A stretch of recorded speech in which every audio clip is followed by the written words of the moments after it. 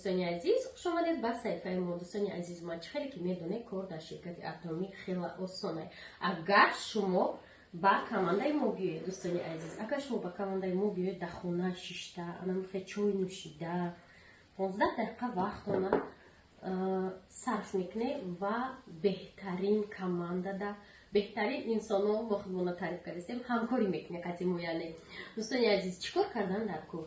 برای کار در شرکت اتمی رجیستراسیون شدن در کار یکم و در 200 سومون در 6 ماه خرید کردن در کار. اگر روز ماه مارس باشد تا سپتامبر شما دل خوب وقت میخواهید خرید یکم تون میکنید. شرط نیست که همین روز رجیستراسیون شده این ماه تیز خرید که کاتالوگ نو میشه. خیلی گپ نیست. کاتالوگ هیچ وقت علیش نمیشه و نرخ هیچ وقت نه بلند میشه و نه پایین، استابیل یک خیل میره. ولی که معاشای به حد بلند داره. ازمش ما نشون میدیم که هر هفته زیاده 50,000 روبل ماده فقط حساب استپو میگذره. با من خودم بریلیانت و ماسترم غیر ای آوانس پریمیم و دیگه نمود پدرکا پولی هم میگذره. برای همین دوستان عزیز در رقم ما بنویسید. اپیزانی همه صفحه ما در رقم ما هست. شما میتونید واتساپ ده بنویسید و اوجی همکاری ما قطعی شما صحبت میکنیم.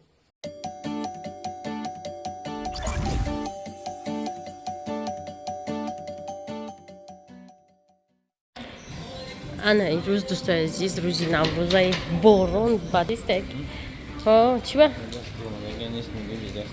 دست ندارم.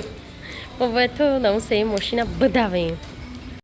دوستان عزیز سری میخوام میگم ما فقط سونکا کتی اشتاق پاشتاق یا گلاده دوش میکردم تو بیا کاشیلو کم بیوید. الافروز کاشیلو گوارده ای ربنی. بلیستیاچی میلیستیاچی کارسی را وارده بدی. امانت بانک کار میکرده باشه در همین روزی نوروز درش نیکی محکم. سپتامبر چی همه محکم. کل مایده کدانی نمیدون دکجو مایده کنی. سپتامبر محکمه یا؟ یا برخای سپتامبر نبینیم. سپتامبر سوش کیلو کاغذ دیگه دارم. افطار دا آبیلیونه. دلافروز تو آدستی. دوستان عزیز ای اینجا بذارید پیکر اومدیم جمعی چی باشیم. سخوات برای برنج سازی ریزه کردگی سالاد کارایسکی همه چی دایا جو نیست دایا اکه برنج هست دایا پیکر ما یکم با خیلی خردم آنجا برنجی چی کدومش بدر اومدیم برای سالاد ای همیش بود بفکرم جوی سالاد کارایسکی جهانمو برنج خری اومدیم. انا تماشابینم ما اینجا در خانه‌چای مایده در دسترخوان پرتافتم برای افطار. گرچه یا دسترخوان نمیرسیده. دو تا دسترخوان هایده اینجا. اینم قدر میرسیده. بعد نه چیزا کارم مرا سولینا دا کارگری اتمی کارگری همه شرکت‌ها با فکرم گلشن پدرک کرده بود.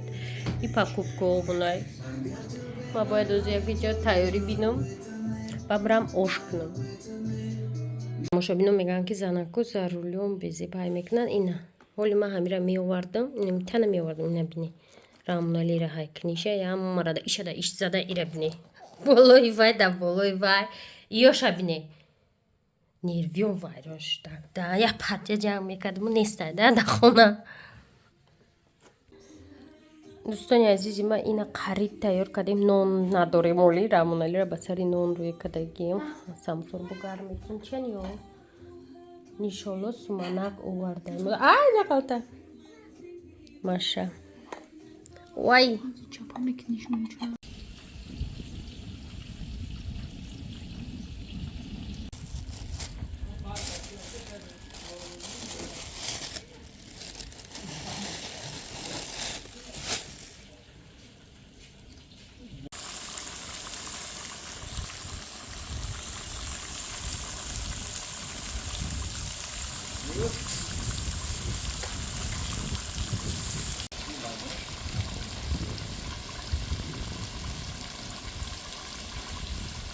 از اینجا برنج تازه کردیم شیش جنش فرامرز دلافروز رازبور کرده کی کایشو میکنه کی کای زن میگیره و چی خلاصه اومده؟ میگم من شوخی برا دکانات فیروز اینی ووری من میایم با دام بخیر بوز نکنم اینجا دیا و دا دیگه خمورا پوست کده ایسته ساعتی اومد کی آمد؟ میرا کی کور بسیار کنم بالا با اجازه با فرامرز ماشا دلشی سیم راو خادرımız نمیتونم خیلی گردم با دیوزک شوی این چند تا شکالده بجوی دو پوستی اگه با خب کدی دورم بجوی ها گلو چی دارم هر کس باید چه خودش دا چیزی بجوی دوره بچه ها این حالی هم میره نکندیم دی Happy birthday Dina Fruza. Розовый цвет один рождения снежку. خبرده بیزرن سرور مشابهینو ما قریب تیار کردم نگاه کنین. رامونالی گفتم نون بیار نه خیلی نونکو آوردم من سالاتمون تیار. دستخون مود سالاتی آش نمیرسه آشمون خیلی باید علو ولی تیار نشده. انا این خانچه مایده دا جو کردم برای که ما ابایی را کندستیم ریمون داریم اینی میجا نمیکولا موندگه تمام زال همه جو باید پروسسی ریمون سر شود ایجرم ایتو ابایش کندگه محکم شو کدیم فریمینه هم خیلی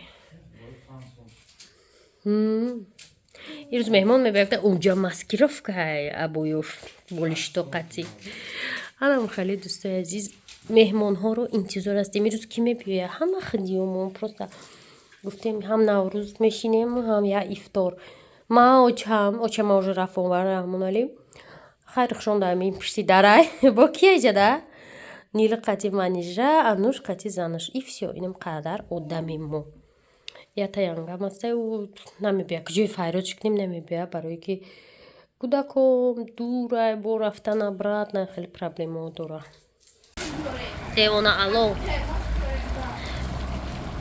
دوستان عزیز دیونا علو برای که برنج قاق نشده уже وقتی روزک شوی میشود دیونا علو کده استماکمو обстоятельства как-то так خلاصه نامه